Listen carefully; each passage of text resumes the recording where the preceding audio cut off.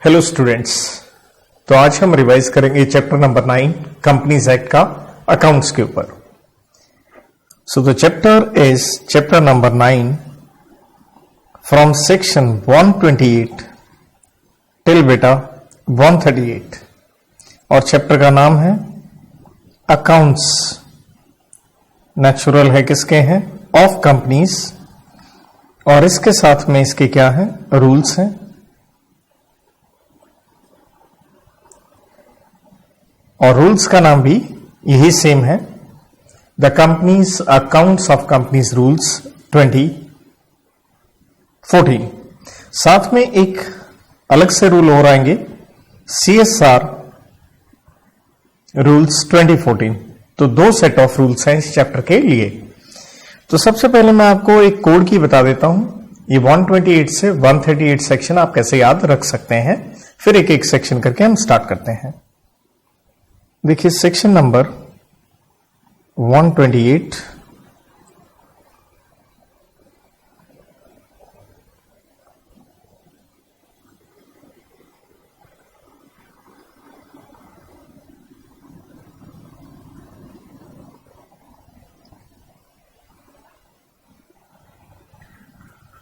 तो पहला सेक्शन आता है 128 और ये कहता है आप क्या बनाएं? Books of accounts. और 129 कहता है financial statements, FS financial statement. यहां से हम अपनी कोड की निकालेंगे BF। तो कोड की हमारी यहां पे बनेगी, जो मैं बना रहा हूं, B for boy, F for friend. इकट्ठा करते तो क्या हो गया? बॉयफ्रेंड हो गया। तो बॉयफ्रेंड की क्वालिटी अच्छी होनी चाहिए, इसी के ऊपर मैंने ये कोड की बनाई है। तो 130 में आता है, ये जो अकाउंट्स बनाए हैं हम इसको कंपल्सरी रिवाइज कर रहे हैं, रिवीजन चेंज कर रहे हैं। और 131 में मर्जी से। अब कोड की के हिसाब से देखिए, बॉयफ्रेंड आगे कोड की बढ़ती है, कंपल्सरी और वॉलंटरी, दैट इज बेटा योर पर्सनल मैटर। बट मैं अपनी तरफ से कोड की याद करवाने की कोशिश कर रहा हूं, सेक्शंस याद हो जाएं। देयर आफ्टर 132 में हम पढ़ते हैं नफरा, एक अथॉरिटी है, नेशनल फाइनेंशियल रिपोर्टिंग अथॉरिटी। और 133 में AS accounting standards, accounting standards. And 134 में बोर्ड रिपोर्ट। एंड 135 में corporate social responsibility, CSR।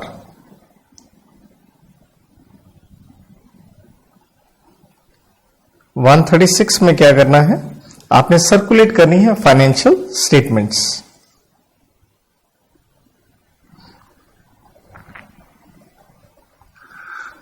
And 137 में फाइलिंग करनी है इनकी ROC के पास।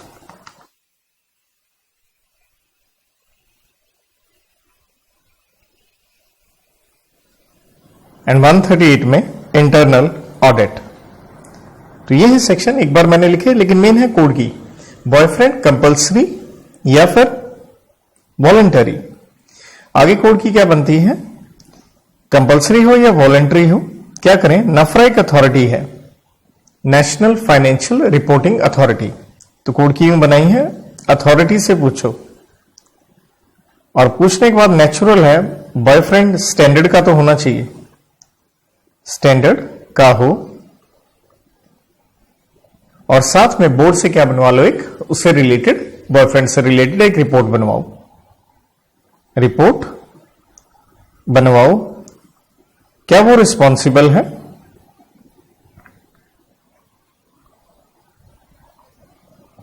क्या वो रिस्पॉन्सिबल है? और इसके बारे में सबको बता दो, सर्कुलेट करो, सबको बताओ, सर्कुलेट। और अपने नाम पे रजिस्टर करवा लो। फाइलिंग विद ROC का मतलब ही क्या है?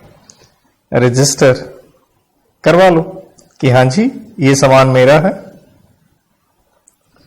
और अब इंटरनल ऑडिट, तो internal audit personal matter, right, तो इंटरनल ऑडिट कीजिए आप। तो इस तरह से हम ये सारे सेक्शन याद रख सकते हैं। आइए इसके साथ हम स्टार्ट करते हैं हमारा पहला section, section number 128।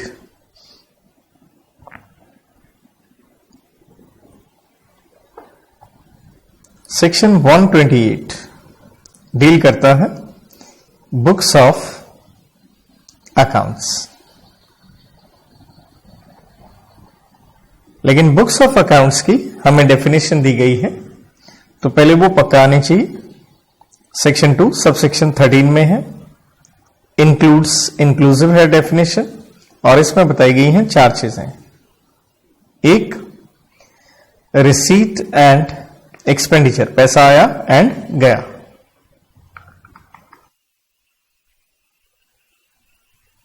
Number 2, sale and purchase, natural है, गुड्स एंड सर्विसेज की जिसमें हम डील करते हैं। तीसरा, एसेट्स एंड लायबिलिटीज, शॉर्ट में लिख रहा हूं assets and liabilities. And fourth, अगर आप मैन्युफैक्चरिंग कंपनी है तो कॉस्ट शीट। तो 4 चीजें आती हैं डेफिनेशन के अंदर, receipt and expenditure, sale and purchase, assets and liabilities, E&L short में लिखा है, कॉस्ट शीट। तो यह है डेफिनेशन। अब 128 क्या कहता है? 128 बहुत सारी चीजें कहता है, आइए देखते हैं। हल्का सा मैं इसे चार्ट के रूप में बनाने की कोशिश करता हूं, थोड़ा इजी लगे आपको may be.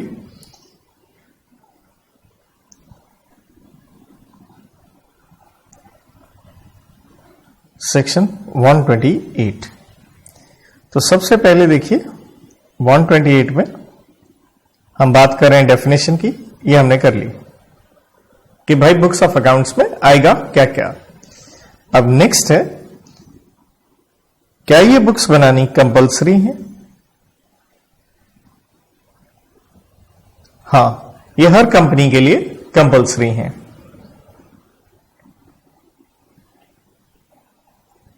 For each company या ऑल कंपनीज कह लीजिए, ईच फाइनेंशियल ईयर के आप बुक्स बनाएंगे,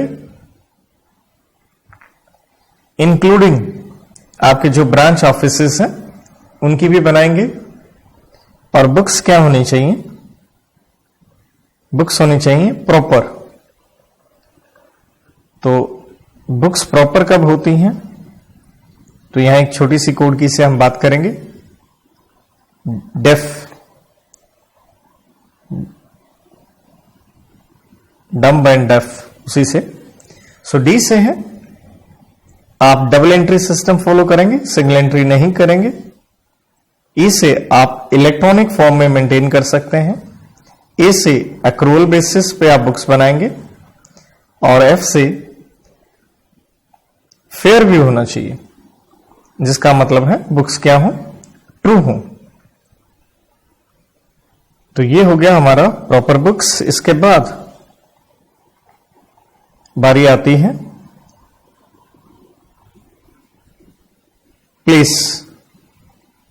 ये बुक्स आप कहां पे रखेंगे, और प्लेस इंपॉर्टेंट है, इसे आप स्टार ले सकते हैं। तो बुक्स आपने रखनी है अपने रजिस्टर्ड ऑफिस में, एट RO या एनी अदर प्लेस। कोई और प्लेस हो सकता है, लेकिन वो भारत में होना चाहिए, आप देश के बाहर नहीं जाएंगे। और अगर कोई अदर प्लेस में जाना है तो ये बोर्ड का डिसीजन होता है, इसके लिए वो बोर्ड रेजोल्यूशन कह लीजिए अपना पास करेंगे, और इससे रिलेटेड आपको इन्फॉर्म करना होता है ROC को विदिन 7 डेज के अंदर अंदर। और क्या बताना है भैया? वो एड्रेस तो बताना होगा जहां पे आपने अपनी बुक्स रखी हैं। देन अगर कंपनी की ब्रांच है, अब ब्रांच में भी 2 बातें हो सकती हैं। देखिए, ब्रांच इंडिया में भी हो सकती है, ब्रांच ऑफिस जो है, और इंडिया के बाहर भी हो सकता है। सो ब्रांच ऑफिस, तो वो क्या करेंगे? पीरियोडिकल अपनी रिटर्न्स नेचुरल है, कंपनी को कहो या कह लीजिए हेड ऑफिस को देंगे पीरियोडिकल रिटर्न्स, और वो अपने पास अपनी बुक्स तो बनाएंगे ही, तो इन्हें मेंटेन तो करना ही है। साथ में अगर आपकी ये फॉरेन ब्रांच है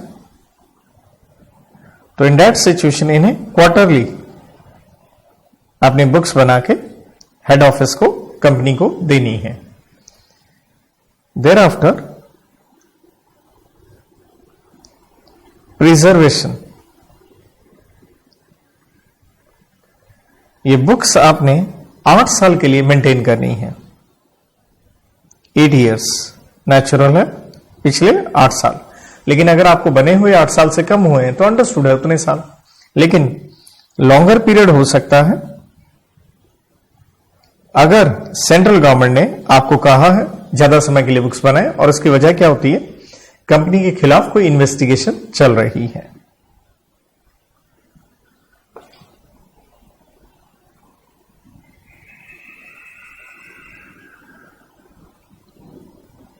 इसके बाद इंस्पेक्शन, ये बुक्स वगैरह इंस्पेक्ट करने का किसको हक है? तो पहली बात है, इंस्पेक्शन होता है ड्यूरिंग बिजनेस आवर्स में। बिजनेस आवर्स में आप बुक्स इंस्पेक्ट कर सकते हैं, और ये इंस्पेक्शन का राइट किसको है? टू डायरेक्टर्स, कंपनी के डायरेक्टर्स को।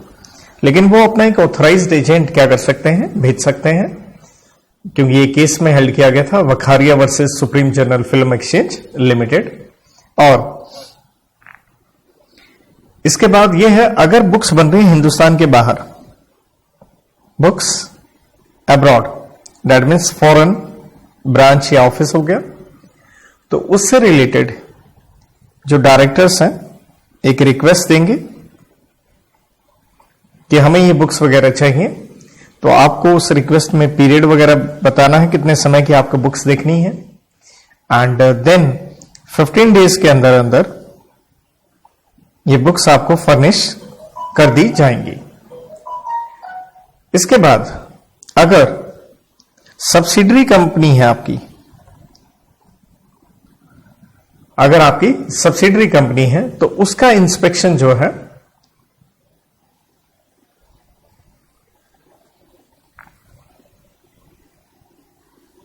किसी भी आदमी को अलाउ किया जा सकता है, 2 persons ऑथराइज्ड बाय बोर्ड। तो वरना हम सिंपल क्या पढ़ रहे हैं, इंस्पेक्शन का हक सिर्फ डायरेक्टर को है ये, लेकिन यहां सब्सिडरी कंपनी में किसी को भी डायरेक्टर्स यह हक दे सकते हैं। देयर आफ्टर बुक्स बनाने की जिम्मेवारी किसकी है? पर्सन्स रिस्पॉन्सिबल, जो बुक्स बनाएंगे। तो ये बताया गया है कंपनी के बड़े बड़े अफसर, एमडी, WTD, लेकिन वो क्या होना चाहिए, इंचार्ज होना चाहिए किस चीज का, फाइनेंस का, या फिर कोई और आदमी जिसको ये जिम्मेवारी बोर्ड ने दी है, कोई और पर्सन जिसको ये रिस्पॉन्सिबिलिटी बाय बोर्ड की तरफ से दी गई है। और अगर इनकी तरफ से डिफॉल्ट होगा तो डिफॉल्ट पे नेचुरल सी बात है, पेनल्टी लगेगी। और अमेंडमेंट एक्ट 2020 ने इस पेनल्टी को चेंज किया है, तो वो जरूर ध्यान रहे आपको। तो इन लोगों के ऊपर, क्योंकि अब अमेंडमेंट एक्ट 2020 में मेन अमेंडमेंट ही क्या है, कंपनी से डीक्रिमिनलाइज कर दिया गया है, मतलब जेल वाली धाराएं हटा दी गई हैं। तो स्ट्रेट वे फाइन है, और ये है 5,000 रुपए से लेके 50,000 तक का। With this section number 128 comes to an end.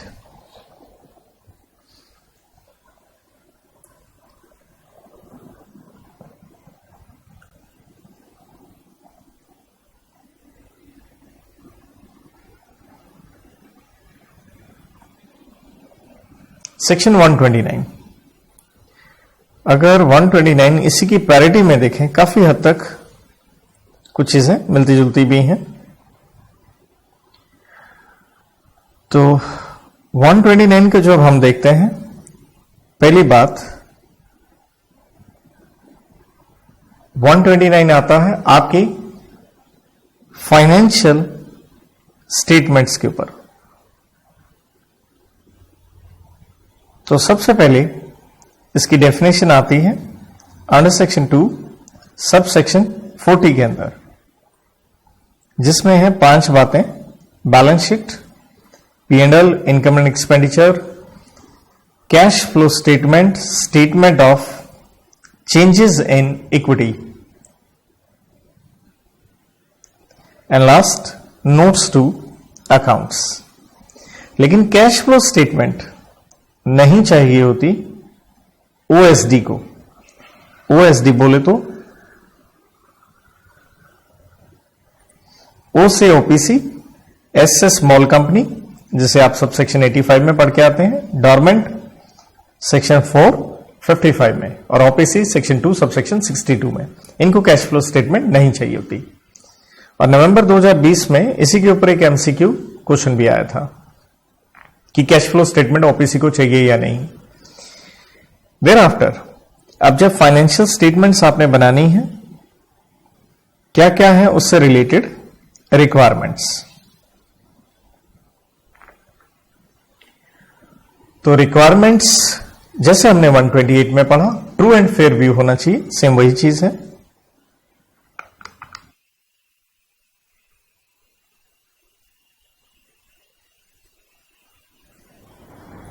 True and fair view हो। नंबर 2, आपने एएस अकाउंटिंग स्टैंडर्ड्स फॉलो करने हैं,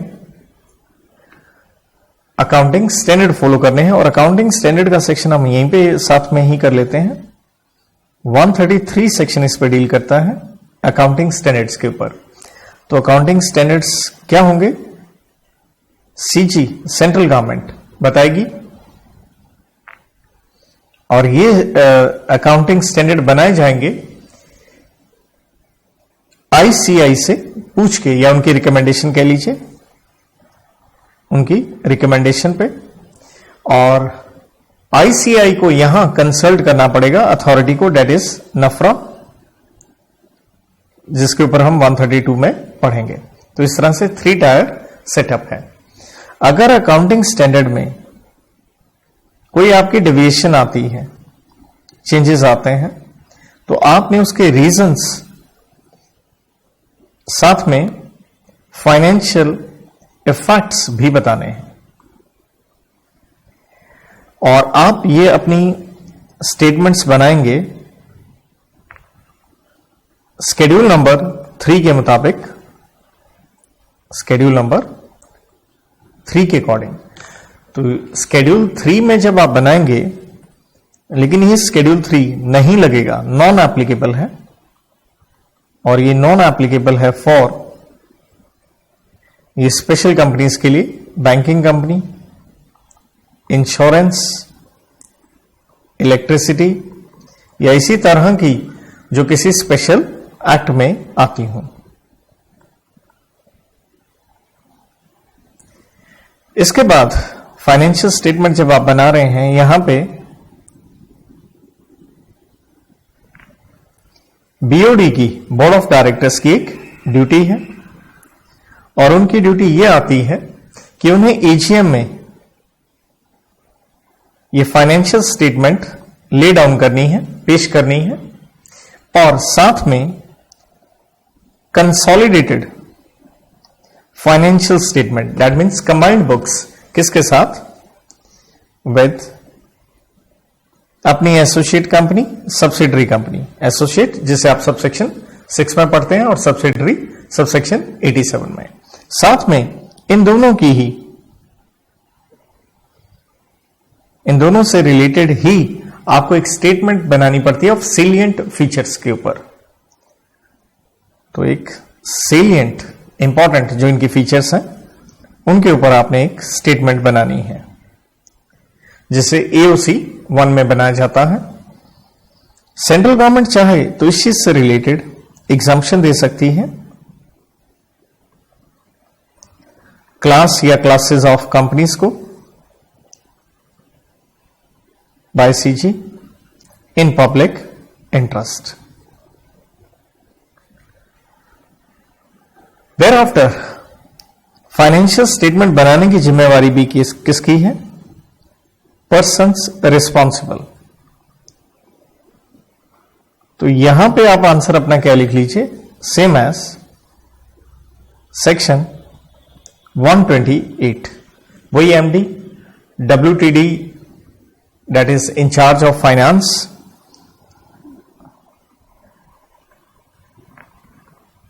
अगर वो फाइनेंस का इंचार्ज हो, CFO चीफ फाइनेंशियल ऑफिसर, या कोई पर्सन जिसको आपने क्या दी है? रिस्पॉन्सिबिलिटी दी है। किसने दी है? बोर्ड ने दी है।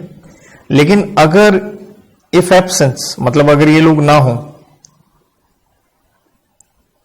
तो ऑल द डायरेक्टर्स, उन सब की ये रिस्पॉन्सिबिलिटी बन जाती है।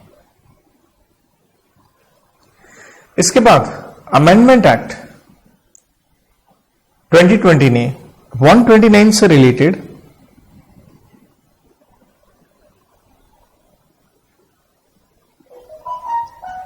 एक नया सेक्शन इंसर्ट किया है।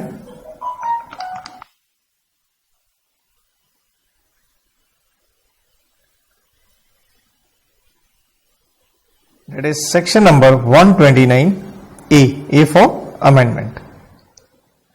तो ये क्या कहता है? 129A कहता है periodical financial results. Periodical financial results. तो फाइनेंशियल रिजल्ट्स क्या करने हैं? तो कहता है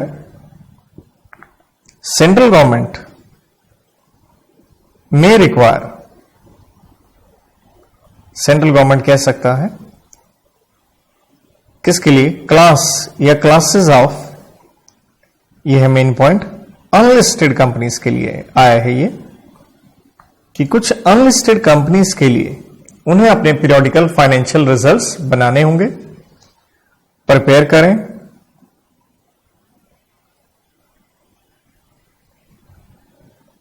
अप्रूवल लें बोर्ड की, ऑडिट करवाएं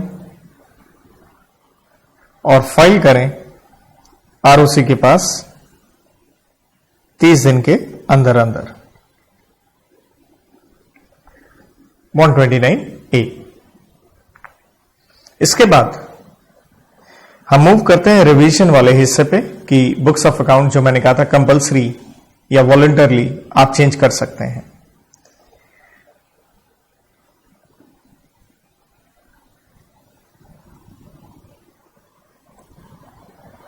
तो सेक्शन नंबर 130, यहां हम क्या कर रहे हैं?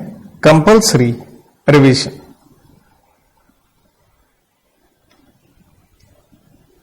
बुक्स ऑफ अकाउंट्स को चेंज कर रहे हैं, या जिसे आप कह सकते हैं reopening.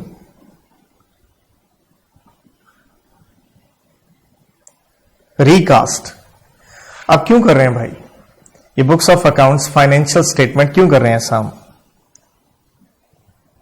128, 129 financial statement, books of account financial statement, ऐसा क्यों?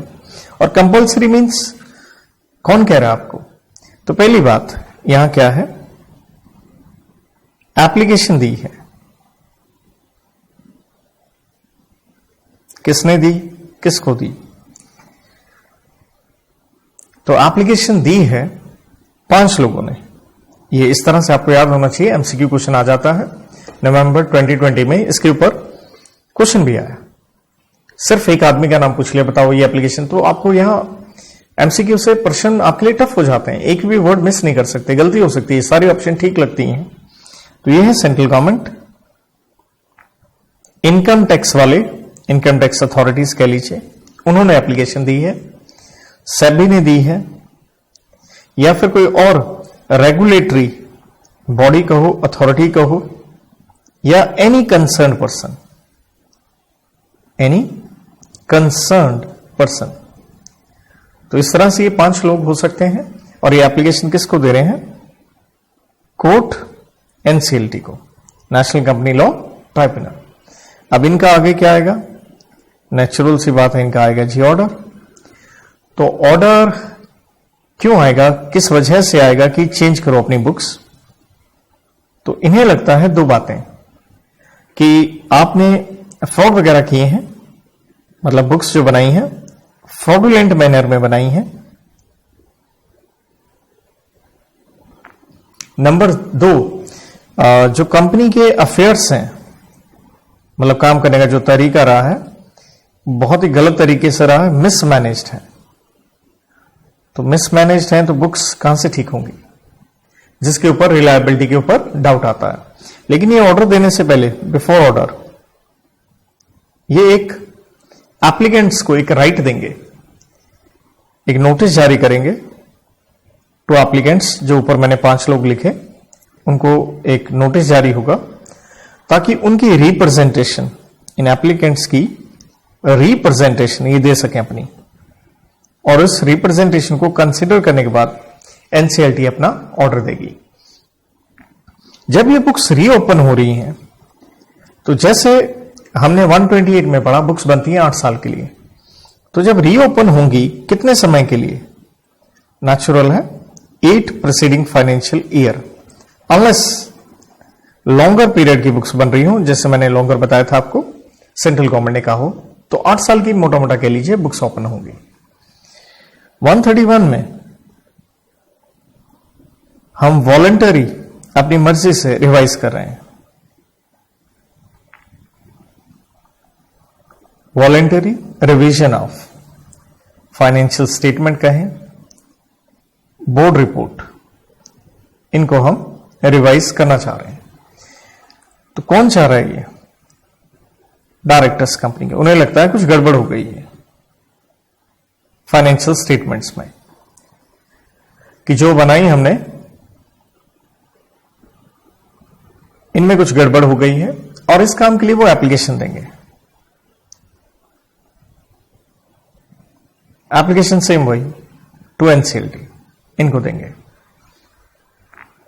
अब एनसीएलटी ने क्या करना है? एनसीएलटी एक नोटिस देगी। अब एनसीएलटी नोटिस किसको देगी? सेंट्रल गवर्नमेंट को, कि इस तरह से ये कंपनी या इनकम टैक्स अथॉरिटीज को, कि ये कंपनी अपनी बुक्स वगैरह रिवाइज करना चाहती है।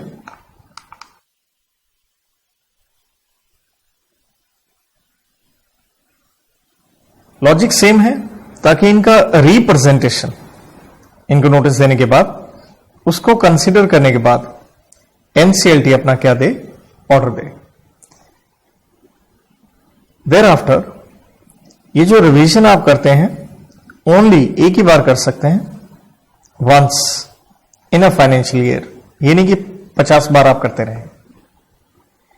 और साथ में रिवीजन करने के बाद आपने देखना है कॉपीज मेंबर्स को,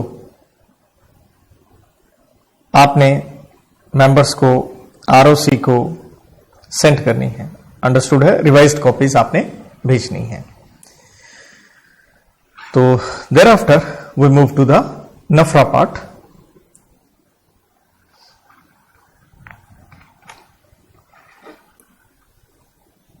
तो ये बात कर रहे थे हम 133 में ही नफरा के ऊपर, national financial reporting authority, section 132 में,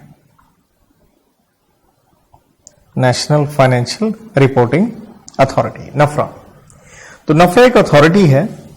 अथॉरिटी है तो इसको कौन बनाता है? CG by OG, central government, by notification in official gazette. किस पर्पस के लिए? ताकि नफरा बनाए accounting standard and standards of auditing, AS and SA. तो जब आप नफरा को कॉन्स्टिट्यूट कर रहे हो, एक अथॉरिटी बन रही है, तो अथॉरिटी में कितने लोग होंगे? तो अथॉरिटी में टोटल 16 लोग हो सकते हैं। एक होगा जी इसमें से चेयरपर्सन, और 15 हो सकते हैं आपके मेंबर्स। मेंबर्स चाहे होल टाइम हो या पार्ट टाइम हो। तो ये काफी प्रोफेशनल्स हायर किए जाते हैं, एक्सपीरियंस वाले, नॉलेज ऑफ अकाउंट्स, ये वो, auditing, finance, this and that की।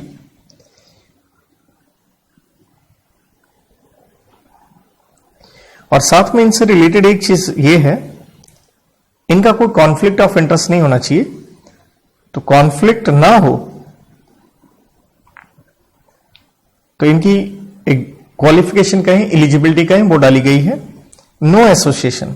इनका कोई रिलेशनशिप नहीं होना चाहिए किसी ऑडिट फर्म के साथ, वरना ये उनको क्या करेंगे, बेनिफिट पहुंचाने की कोशिश कर सकते हैं। ना तो एसोसिएशन होना चाहिए ड्यूरिंग एम्प्लॉयमेंट, एम्प्लॉयमेंट को एन से डिनोट करते हैं शॉर्ट में, इकोनॉमिक्स में वही लिख रहा हूं।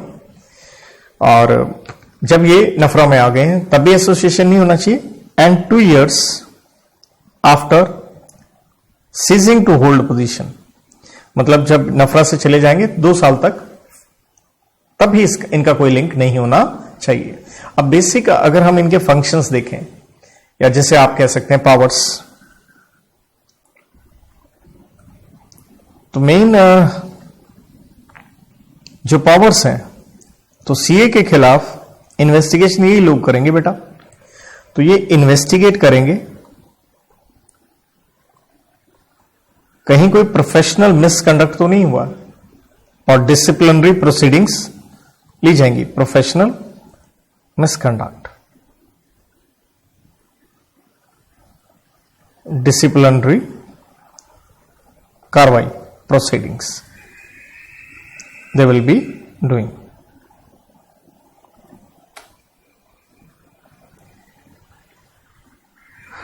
तो नेचुरल है बाय सीए या कोई फर्म हो उनकी, और ये अपने आप भी कर सकते हैं, जिसे हम कहते हैं सीओ मोटो, या कोई रेफरेंस आई है सेंट्रल गवर्नमेंट की तरफ से किस तरह से किया जाए। और जब ये इन्वेस्टिगेट करेंगे, किसके लिए करेंगे,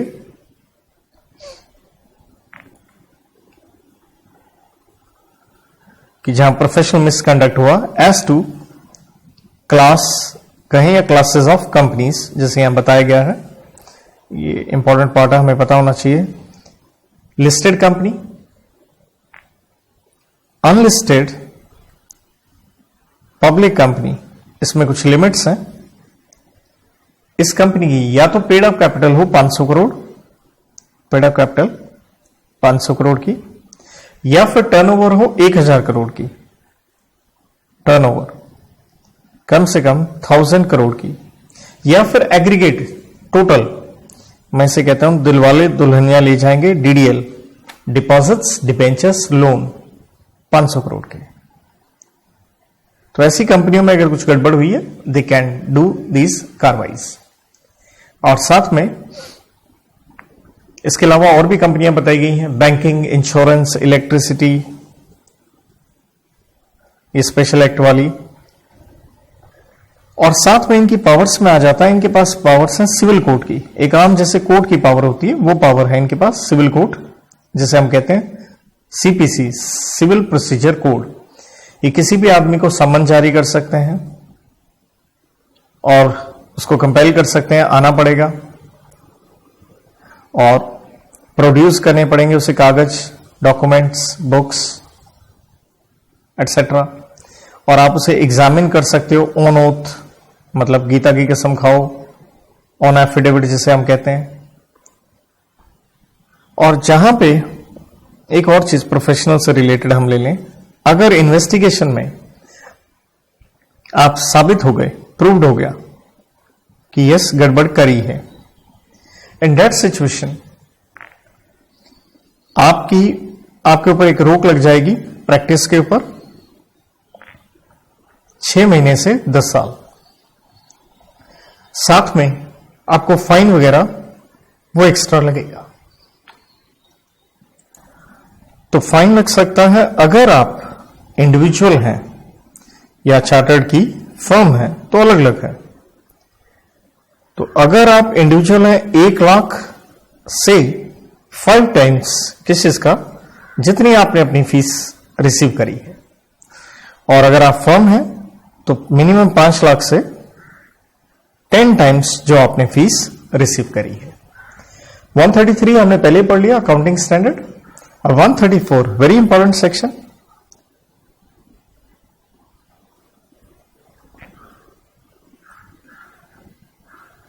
तो 134 के अंदर बहुत कुछ है।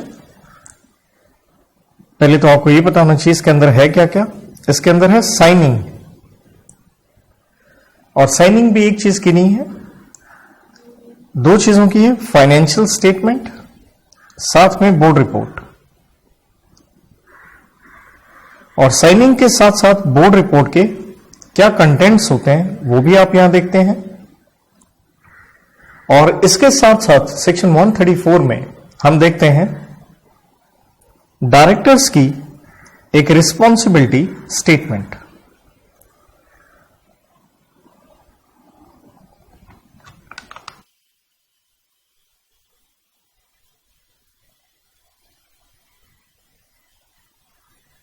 सो one of the very important section we are having. तो सबसे पहले हम बात करेंगे फाइनेंशियल स्टेटमेंट की साइनिंग के ऊपर। और फाइनेंशियल स्टेटमेंट एक चीज समझ के वो चलिए, फाइनेंशियल स्टेटमेंट जैसे हमने 129 में पढ़ा, अकेला ही नहीं होता, इसके साथ क्या लगती है, कंसोलिडेटेड फाइनेंशियल स्टेटमेंट, इसके साथ ही अटैच होती है बोर्ड रिपोर्ट, इसके साथ ही अटैच होती है आपकी ऑडिट की भी रिपोर्ट। तो इस तरह मिला के ये सारा आपका सेटअप बनता है। और financial statement section 2 sub section 40 में हमने 5 चीजें करी, balance sheet, PNL, cash flow, सब कुछ, राइट। तो आइए हम सबसे पहले साइन की बात करेंगे और फाइनेंशियल स्टेटमेंट की बात करेंगे। तो फाइनेंशियल स्टेटमेंट पे जो साइन करने हैं स्वाभाविक है चेयरपर्सन साहब करेंगे, कंपनी के चेयरपर्सन, मीटिंग का नहीं जो आपने 104 में पढ़ा था, कंपनी का। लेकिन अगर उन्हें ऑथराइज किया है बोर्ड ने तो वो साइन करेंगे, वरना साइन ये भी कर सकते हैं 2 डायरेक्टर्स, 1 एमडी अगर कंपनी में हो तो, वरना सिंपली 2 डायरेक्टर। एमडी है तो पक्का उसे करने पड़ेंगे। साथ में लेके चलिए, ये वर्ड लिखा है एंड वेर एवर अपॉइंटेड, मतलब अगर कंपनी में ये लोग अपॉइंटेड हों, जरूरी नहीं है अपॉइंटेड हों, तो इन्हें भी साइन करना पड़ेगा। भाई ये कौन है, ये है 3 अफसर, chief executive officer, chief financial officer, CS company secretary. अगर आप ओपीसी हैं तो नेचुरल सी बात है एक ही डायरेक्टर होता है, वो साइन कर देगा। अब बोर्ड रिपोर्ट की साइन की बात करेंगे हम।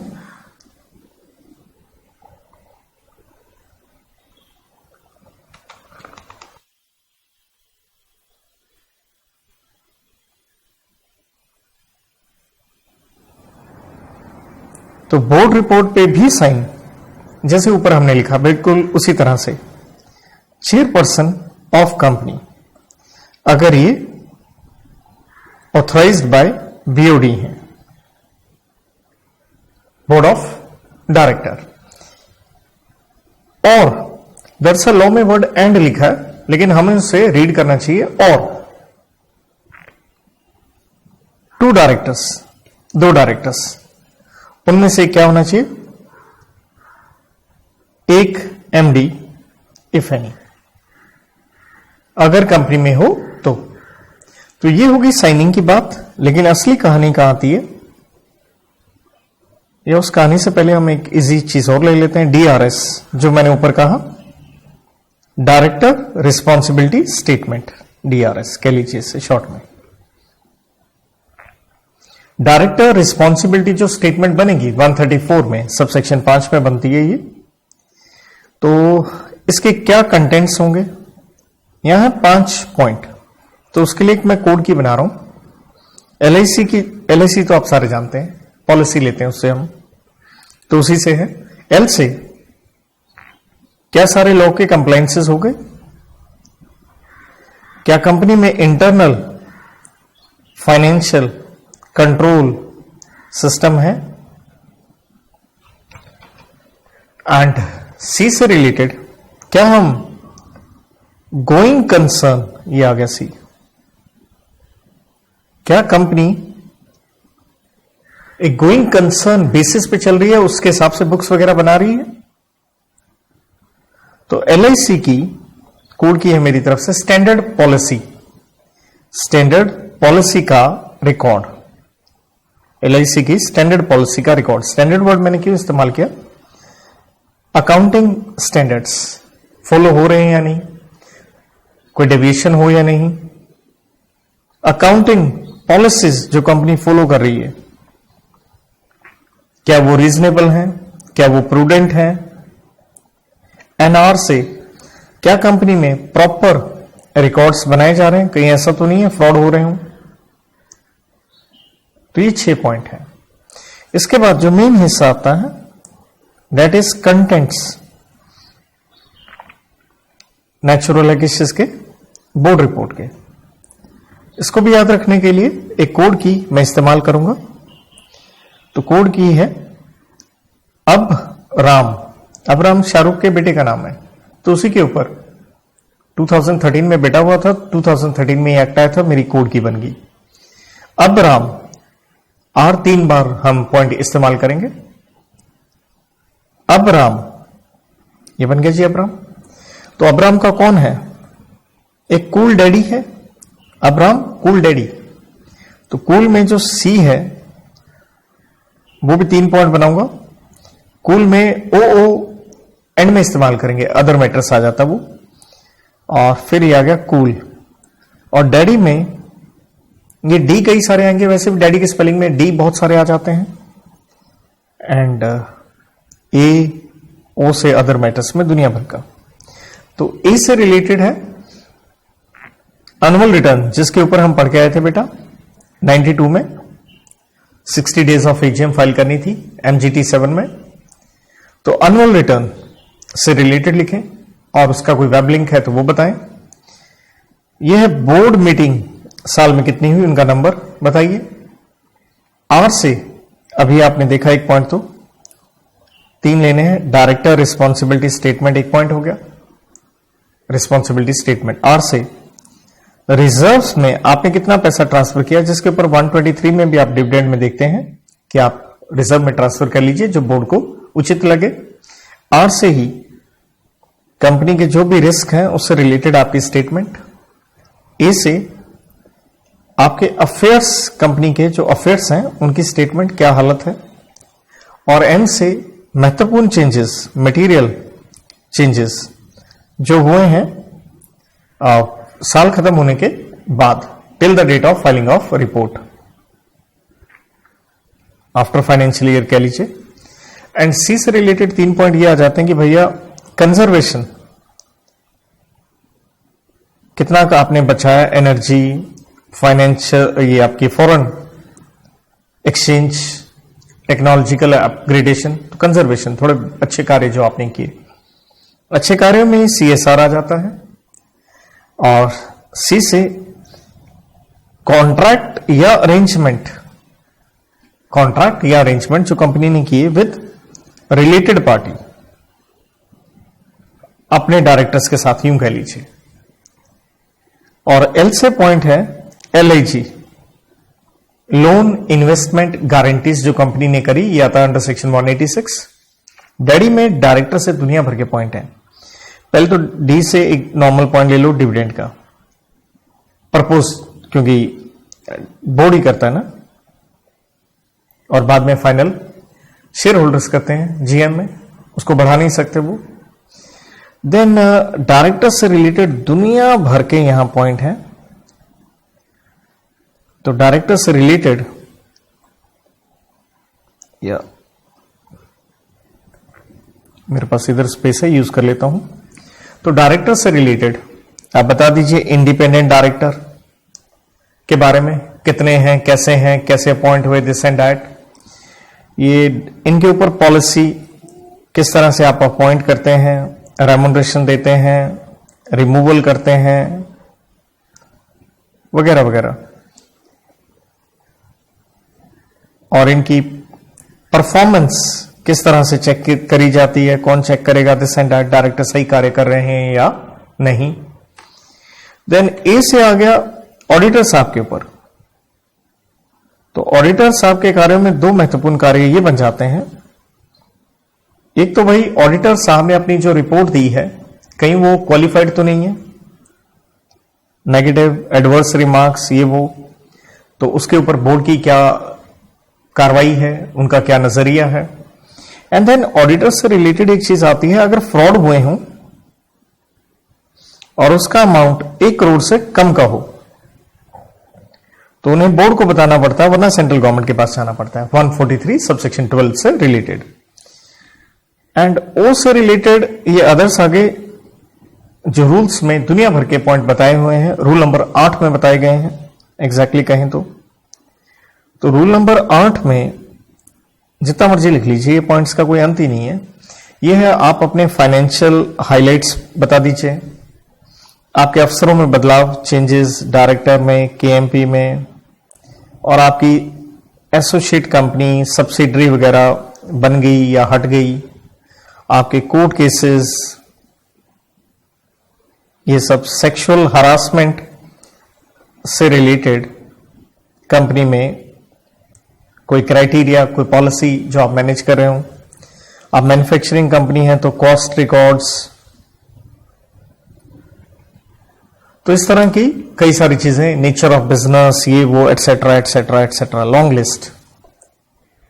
तो यहां पे हमारा 134 कम्स टू एन एंड, और इस चैप्टर का अगला हिस्सा हम नेक्स्ट क्लास से करेंगे। Thank you.